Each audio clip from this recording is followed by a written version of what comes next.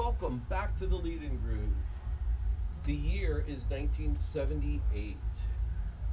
We've got a lot of great releases in 1978. First, we've got XTC's White Music. Next, Blondie's Plastic Letters. Denny Denny, absolutely great song off that album. Nina Hagen Band released their first album. Buzzcocks released their second album, Another Music in a Different Kitchen. March 17th brings us Generation X's self-titled album with Ready, Steady, Go, Kiss Me Deadly, and 100 Punks. Right after that, April 1st, The Normal released Warm Leatherette. Daniel Miller's entire reason he created Mute Records was to release Warm Leatherette. I've got an entire episode I did on that. I'll link that below. April 78, the B-52s released the single Rock Lobster, which is going to be about 6 months ahead of the release of their self-titled album. June 1st, the Dead Boys released their second album, We've Come for Your Children. June 3rd, probably the best release of 1978 in my opinion, Joy Division, An Ideal for Living, 4-song release, Warsaw, No Love Lost, Leaders of Men, and Failures. I can go on and on about the importance of this, but we will leave that for another time. July 21st, Talking Heads release more songs about buildings and food. August 1st, Wire releases Chairs Missing. August 28th, Devo, Are We Not Men? So many classics on here. Praying Hands, off top of my head, is probably my favorite on that album.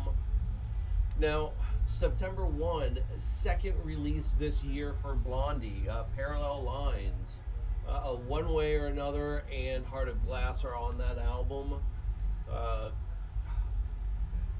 week later, Ultravox released their second album, Systems of Romance.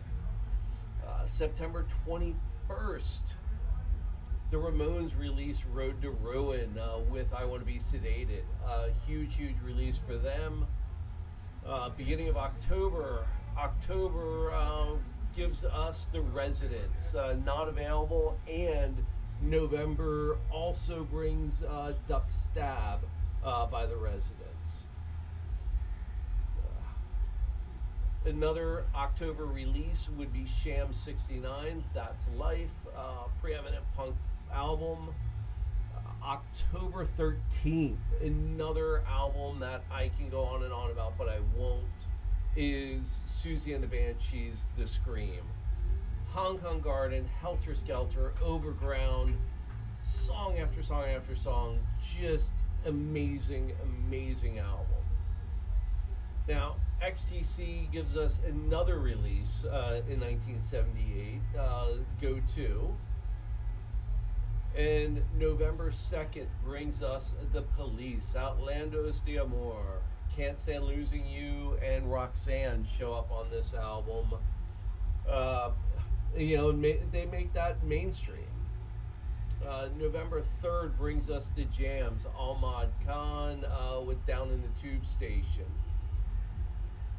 November 10th gives us the second release for The Clash, Give 'Em Enough Rope.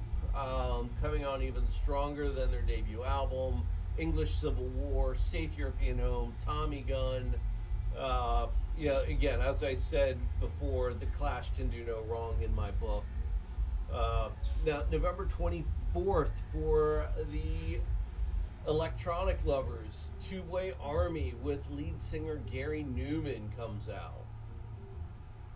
December 4th brings us Throbbing Gristles, DOA, the third and final report.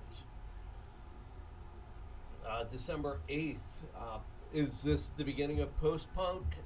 Johnny Lydon, breaking up from the Sex Pistols, gives us Public Image Limited first issue. And to end off the year, December 28th, The Cure gives us a single, Killing an Arab. Um, Again, that's another release for me that's super special. Those early releases of The Cure with that punkier edge to them, I love. 10:15 Saturday Night. I mean, just all of those first couple years were phenomenal for me. So that's all I have for 78.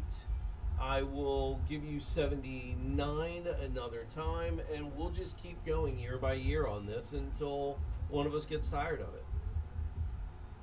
Again, if I missed something in 78, feel free to shoot a message down below. Let's chat about it. Thank you.